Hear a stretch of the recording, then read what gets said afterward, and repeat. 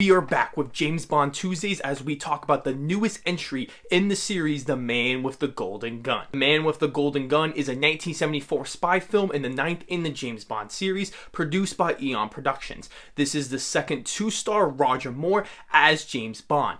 This film is a loose adaptation of Ian Fleming's posthumously published 1965 novel of the same name. This was the fourth and final in the series, directed by Guy Hamilton. The film was set during the 1973 energy crisis, a dominant theme in the script. Britain had still not yet fully overcome the crisis when the film was released in December 1974. The film also reflects the then popular martial arts film craze with several kung fu scenes. This is the lowest grossing Bond film up to date that was still very profitable but not up to Bond standards, making only $489.4 million adjusted for inflation. Its modest returns by comparison with those of Live and Let Die, making $382.2 million adjusted for inflation. These numbers reportedly placed the continuation of the franchise in jeopardy. This to me is the worst film in the series so far. As much as the film is so cheesy, silly, and at times so damn boring, it has some of the worst racism in the whole series with a lot of sexism. Those two things have been prominent in the other films, but this one to me stood out the most. My first big negative with this film is the police officer J.W. Pepper, who showed up in the last film, has made a second appearance since this is a direct sequel to the last film, Live and Let Die.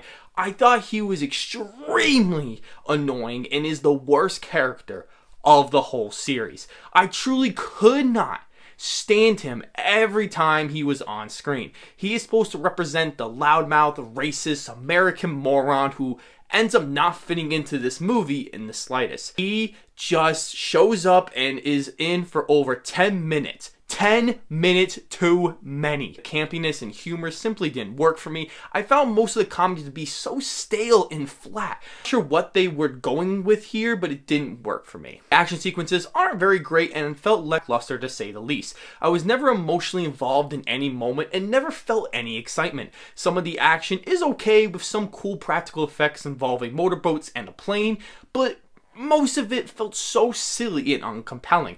The best action scene is when Bond drives the AMC Hornet, leaping a broken bridge and spinning around 360 degrees in mid-air about the longitude axis, doing an aerial twist. Stuntman Lauren Bumps Willer successfully completed the jump on the first take and was given a $30,000 bonus on the spot. The stunt was shown in slow motion for the scene was otherwise too fast. Composer John Barry added a slide whistle sound effect over the stunt, which producer Broccoli kept in despite thinking that it undercooked the stunt.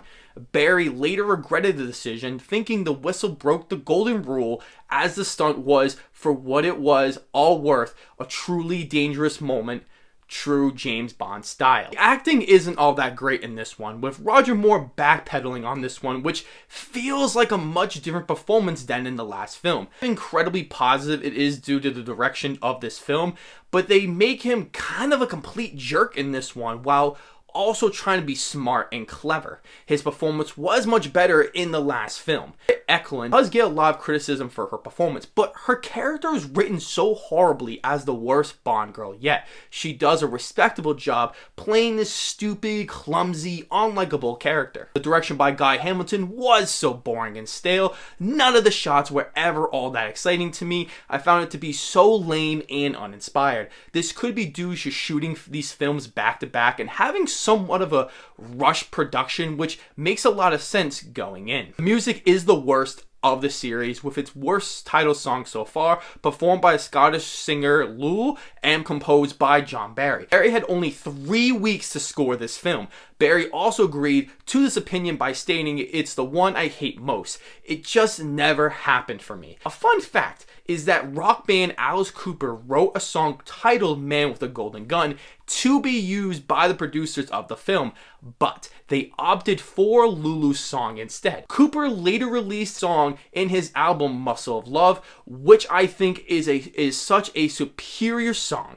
I would have loved to hear this song instead. The writing is the worst of the series having a very amateur and boring script to work with. The film isn't very clever or cool in any parts of the film. The gadgets were also very underwhelming, in which they weren't bad, but I do not feel like they were used all that well like previous films. You can tell they were trying to ride the trend of the mixed martial art era films, and it just felt a little too silly, especially as it is only incorporated into the script just to have ridiculous fight scenes. I can say my biggest positive is the great and wonderful Christopher Lee's performance. His scenes are truly the best in the film. He is such a great villain, matching Bond and feeling like a threat. His character was the best written and had the best performance. Iconic Golden Gun is awesome and has the most creative and stylized weapon of the whole series. It is so cool and adds weight to his character, which makes him such a great villain. This film can be very entertaining at times, mostly because it is so easy to watch as there is nothing too deep or advanced to comprehend. This one is the smallest scaled Bond film yet, with scaling the budget back to around $37 million adjusted for inflation, so the film itself is exceedingly small scale, which I'm okay with if the movie itself was good. Sometimes the film has its small moments of being decent, with some okay jokes, decent fighting, and maybe a few memorable lines that does make this film watchable. But I don't know if I would want to go back and revisit this film. Overall, this is the worst Bond film up to date that has an awesome villain and some entertaining moments. The film feels rushed with unimpressive acting, a bad screenplay, and just a forgettable, uninspired film that there is a good chance I will not watch again. I'm giving this film a 3 out of 10. Let me know if you have all seen The Man with the Golden Gun. What did you all think of it, and where does it rank in your James Bond collection?